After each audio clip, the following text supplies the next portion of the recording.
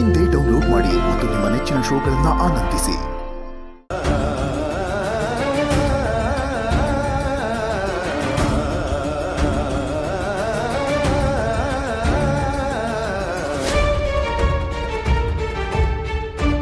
ಇದು ಎಂದೂ ಕಾಣದ ಕೇಳದಂತಹ ರಹಸ್ಯ. ಈ ಉಲ್ಕೆ ಸುಮ್ಮನೆ ಬಿದ್ದಿದ್ದಲ್ಲ. ಅಂದ್ರೆ ಇದು ಯಾವುದೋ ಅನಾಹುತದ ಮುನ್ಸೂಚನೆ ಅಂತೀರಾ? ಇಲ್ಲ ರಾಯರೇ, ಇದು ಯಾವುದೋ ಅನಾಹುತದ ಮುನ್ಸೂಚನೆ ಅಲ್ಲ. ಇದು ದೈವಿಕ ವಿಶ್ರಾಂತಿಯ ಸಮಯ ಅಷ್ಟೇ. ಆ ಉಲ್ಕೆ ಬೀಳ್ತಾ ಇದೆ ಅಂದರೆ ದೇವಿ ಕಣ್ಣರಪ್ಪೆಯನ್ನು ಬಡಿದಿದ್ದಾಳೆ ಅಂತ ಅದರ ಅರ್ಥ. ಇಷ್ಟು 1000 ವರ್ಷಗಳಿಂದ ಜಗತ್ತನ್ನು ಕಾಯ್ತಾ ಇರೋ ದುರ್ಗಾದೇವಿ ಒಂದು ಕ್ಷಣ ಕಣ್ಣು ಮುಚ್ಚಿದಾಳೆ ಅಷ್ಟೇ.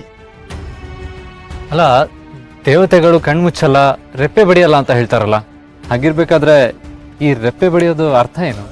ನಿಮ್ಮ ಪ್ರಶ್ನೆ ಸರಿಯಾಗೇ ಇದೆ. ದೇವಿ ಸದಾ ಜಾಗೃತಳು. ಆದರೆ 1000 ವರ್ಷಕ್ಕೆ ಒಮ್ಮೆ ಬರುವಂತಹ ಈ ಸಂಧಿ ಕಾಲದಲ್ಲಿ ಅವಳು ಮನುಷ್ಯ ರೂಪದ ಆಯಾಸವನ್ನು ಧರಿಸಿ ವಿಶ್ರಾಂತಿಗೆ ಜಾರ್ತಾಳೆ. ಈ ಉಲ್ಕೆ ದೈವಿಕ ನಿದ್ದೆಯ ಆರಂಭದ ಕಿಡಿ ಅಷ್ಟೇ. ಅಣ್ಣ, ನನ್ನೊಂದು ಪ್ರಶ್ನೆ. ದೇವಿ ನಿದ್ರೆಗೆ ಜಾರಿದಾಗ ಈ ಸೃಷ್ಟಿ ರಕ್ಷಣೆ ಯಾರು ಮಾಡ್ತಾರೆ? ದುಷ್ಟಶಕ್ತಿಗಳು ಆ ಸಮಯನ ಬಳಸ್ಕೊಳ್ಳೋದಿಲ್ವಾ?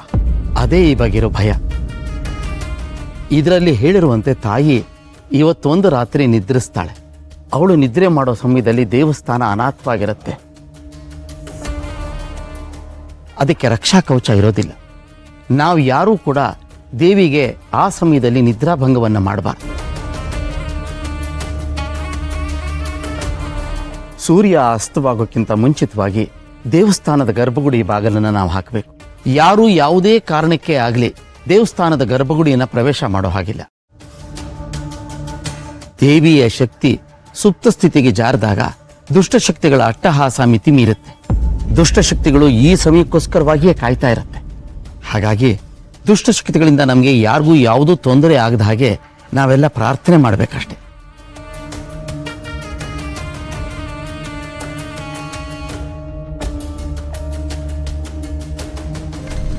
ಕಾಲಚಕ್ರವು ಉರುಳುತ್ತಿವೆ. ಇಂದು ಈ ಭೂಮಿಯ ಎಲ್ಲ ಕರಾಳ ಶಕ್ತಿಗಳು ಉತ್ತುಂಗಕ್ಕೆ ಏರುತ್ತವೆ.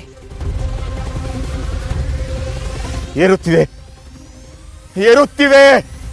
ಕತ್ತಲೆ ನುಂಗಕ್ ಬರ್ತಿದೆ. ಮಾಳವಿಕಾ ಸೃಷ್ಟಿಯ ವಿನಾಶಕ್ಕೆ ದಾರಿ.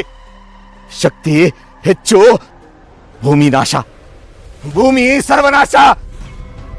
ಭಯ ಭಯ ಭಯ. ಈ ದೇವಸ್ಥಾನದ ಬಾಗಿಲು ಹಾಕಿದ್ರೇನು? ಇವತ್ತು ನಾನು ಅಲ್ಲಿಗೆ ಹೋಗ್ತೀನಿ. ಯಾರು ಪ್ರವೇಶಿಸಲು ಸಾಧ್ಯವಾಗದ ಜಾಗವನ್ನು ನಾನು ಪ್ರವೇಶಿಸ್ತೀನಿ. ಈ ಮಾಳವಿಕಾ ಆಕ್ರಮಿಸ್ಕೊಳ್ತಾಳೆ.